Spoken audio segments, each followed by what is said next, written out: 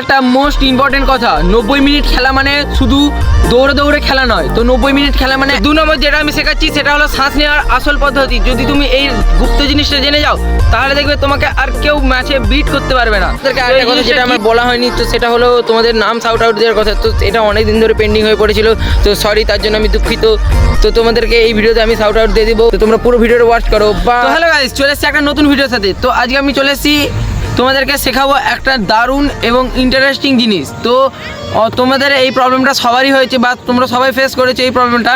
ধরো তোমরা ম্যাচে খেলতে গেছো, খেলতে গিয়ে তোমরা 30 থেকে 40 মিনিট খুব ভালোভাবে বা দারুণভাবে খেললে, মানে এমনভাবে এনার্জেটিক খেললে যে অপোনেন্টরা তারা বলই পায় না, কিন্তু শেষের দিকে তোমরা এমন খারাপ খেলো বা তোমাদের দম শেষ হয়ে যায় যার জন্য তোমরা খেলতেই পারো না, তোমাদেরকে প্লেয়ার চেঞ্জ করে অন্য প্লেয়ার লাগাতে হয়। তো এইটা থেকে তোমরা কী করে বাঁচবে, তো এইটা নিয়ে আজকে আমি তোমাদেরকে এই ভিডিওতে শেখাবো।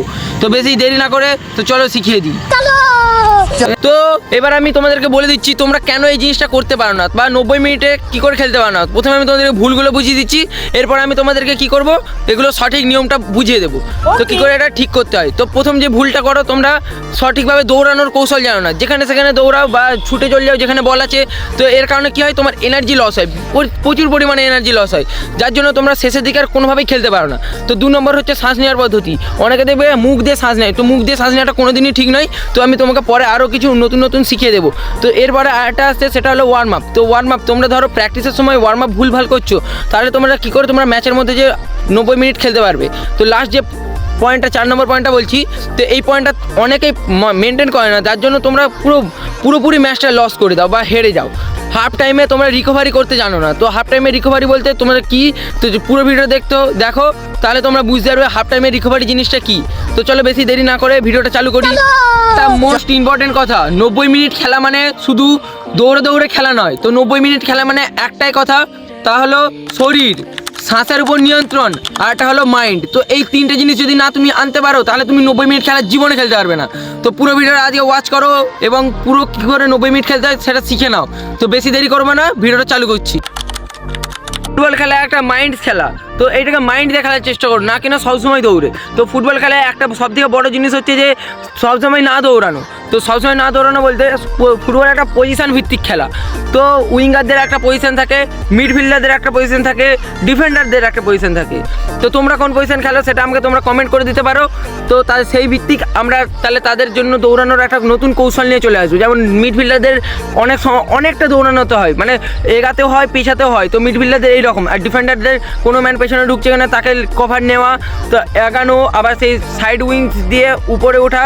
তো এইরকম অনেক কাজ থাকে। আর উইঙ্গাতে তো সবসময় অ্যাক্টিভ থাকতে হয়, যে কোনো মুহূর্তে বল তাদের কাছে আসবে এবং তাদেরকে গোলে শুট রাখতে হবে। তো এইরকমভাবে তাদেরকে দৌড়ানোর কৌশল এক এক রকমের, না এক একজনের এক এক রকম। তো তাই জন্য বলছি তোমার পজিশন কোনটা তোমরা কমেন্ট করে দাও, আমরা সেইটা নিয়ে ভিডিও আনার চেষ্টা করব।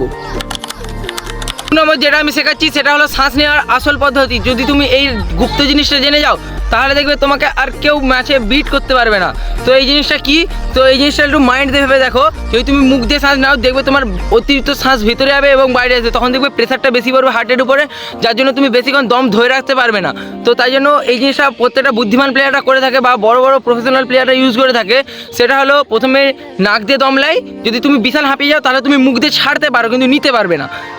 নিতে হলে শ্বাস নিতে হলে সবসময় নাক দিয়েই নাও, যতটা সম্ভব চেষ্টা করো তুমি নাক দিয়ে নেওয়ার। খুব করুণ অবস্থায় এলে তখন তুমি মুখ দিয়ে নিতে পারো, মানে যখন তোমার আর হচ্ছে না তখন তুমি মুখ দিয়ে একটু আধটু নিতে পারো। তো যতটা সম্ভব চেষ্টা করবে নাক দিয়ে নিয়ে মুখ দিয়ে শ্বাসটা ছাড়ার, যার জন্য তোমার একটা হার্টের উপরে কন্ট্রোল থাকবে।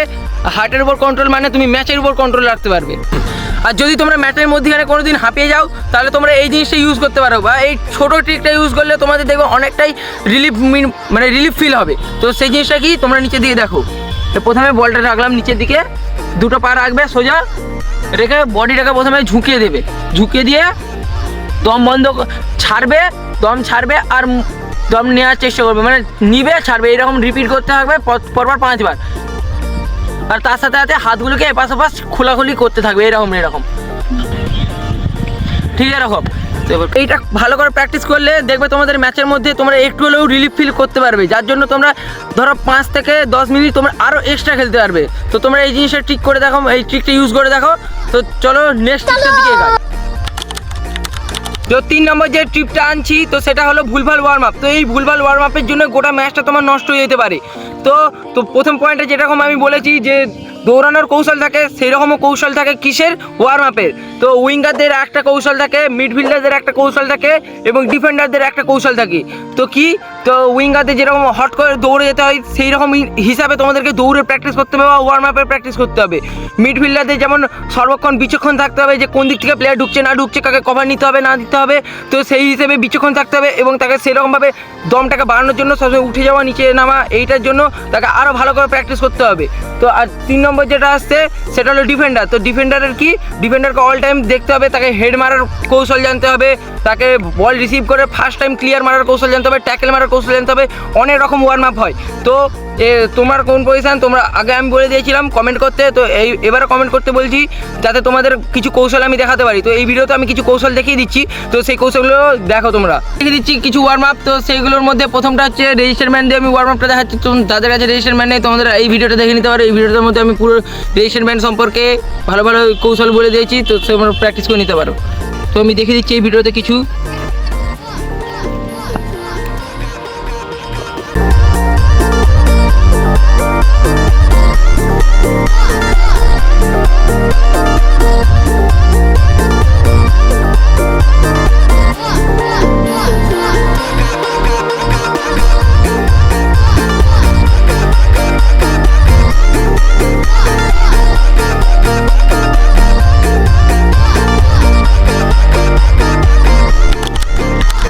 তো লাস্ট যেটা পয়েন্টটা বলছি সেটা হলো রিকভারি বা হাফ টাইমের রিকভারি। তো এই পয়েন্টটা খুব গুরুত্বপূর্ণ।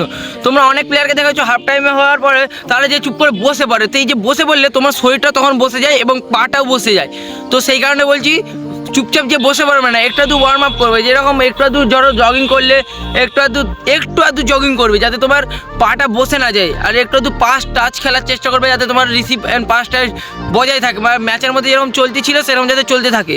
তো আরেকটা যেটা আমি বড় কথা বলতেছি, তো আমি যেটা শ্বাস নেওয়ার সময় দেখেছিলাম সেই জিনিসটা তোমরা এই রিকভারির সময় করতে পারো। আমি তোমাকে ব্যাকগ্রাউন্ডে চালিয়ে দিচ্ছি, এইটা তোমরা ভালো করে প্র্যাকটিস করে রাখবে। তোমরা এটা 5 থেকে 7 বার যদি তোমরা ভালো করে করতে পারো, দেখবে তোমাদের দমটা অনেকটাই রিকভারি হয়ে গেছে। তো আমি একটা লাস্ট কথা বলে দিচ্ছি, ফুটবল খেলার ট্যালেন্ট অনেকেরই থাকে, কিন্তু 90 মিনিট খেলার জন্য যে মাইন্ডসেট সেটা অনেকের থাকে না।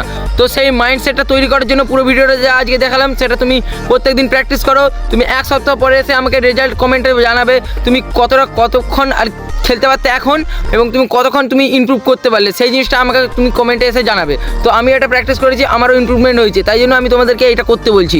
তো চলো তোমরাও করো। কমেন্ট করেছে, তো আমি ফোন দেখে দেখে নামগুলো বলে দিচ্ছি তার। তো প্রথম যে ভাই কমেন্ট করেছিল তার নাম সমরেশ, তারপরে নেক্সট সায়ন, তারপরে আসছে দেবা, তারপরে বিক্রম। তো বিক্রম হাই, কেমন আছো? তো তুমি কোথা থেকে বলছো, বা তো যাদের যাদের নাম নিচ্ছি তোমরা কোথা থেকে আমার ভিডিও দেখছো, তো তোমরা সেটা আমাকে কমেন্টে জানাতে পারো। তারপরে আসছে অর্জুন ভাই হ্যালো, তারপরে আবির, তারপরে আসছে আমাদের সুদীপ, তোমরা কোথা থেকে দেখছো সেটাও বলতে পারো। মাসুদ, তো হ্যালো ভাই, তোমরা আমাদের ভিডিও কীরকম লাগে তো সেটাও আমাদের কমেন্টে জানাও।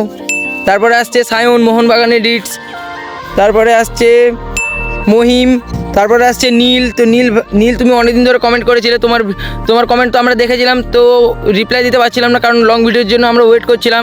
তো লং ভিডিওটা ছাড়লাম, তো এডিট করতে অনেকটা সময় লাগে তাই জন্য। তো কেমন আছো? তো অনেকদিন ধরে তুমি কমেন্ট করছিলে।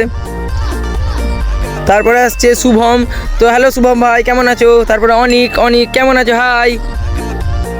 তারপর আসছে আরবাজ, তো আরবাজ তুমি ভাই কেমন আছো? তুমি কোথা থেকে দেখছো সেটা আমাকে কমেন্টে জানাও। তারপর আসছে আমাদের তুইন ভাই, তুমি কেমন আছো? তারপর আসছে আমাদের নাসিফ, তো নাসিফ ভাই লিখেছে, তো দাদা আমার নামটা প্লিজ নিও। তো তোমার নামটা আমি নিলাম, তো তুমি কোথা থেকে দেখছো সেটা আমাদেরকে কমেন্টে জানাও। তো আমাদের ভিডিও কেমন লাগে তোমরা সবাই মিলে জানাতে পারো। এছাড়াও অনেকজনের নাম আছে, আমি উপরে শাউট আউট বা নামগুলো লিখে দিচ্ছি, তোমরা দেখে নিতে পারো। দেখা হচ্ছে নেক্সট ভিডিওর সাথে। তো আমি তোমাদেরকে আরেকটা জিনিস করে দিচ্ছি, আমরা 10,000টা সাবস্ক্রাইবারের খুবই কাছে। তো 172টার মতো সাবস্ক্রাইবার হয়ে গেলে বোধহয় আমরা 10,000টা সাবস্ক্রাইবার কমপ্লিট করে ফেলবো। তো চলো বেশি দেরি না করে তোমরা সাবস্ক্রাইবটা করে দাও। দেখা হচ্ছে নেক্সট ভিডিওর সাথে। তো নেক্সট ভিডিও তোমরা কী নিয়ে চাও তো তোমাদেরকে কমেন্ট করে দাও।